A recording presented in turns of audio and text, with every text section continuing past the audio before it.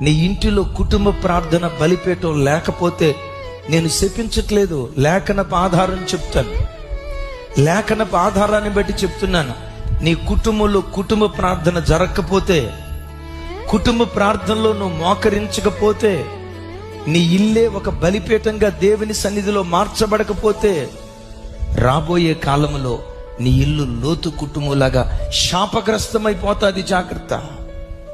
లోతు ఇంటిలో నుండి ఎలాంటి శపితమైన వంశం బయలుదేరిందో అలాంటి భ్రష్టతరం నీలో నుంచి బయలుదేరుతాదని దేవుని లేఖనాన్ని బట్టి హెచ్చరిస్తున్నా.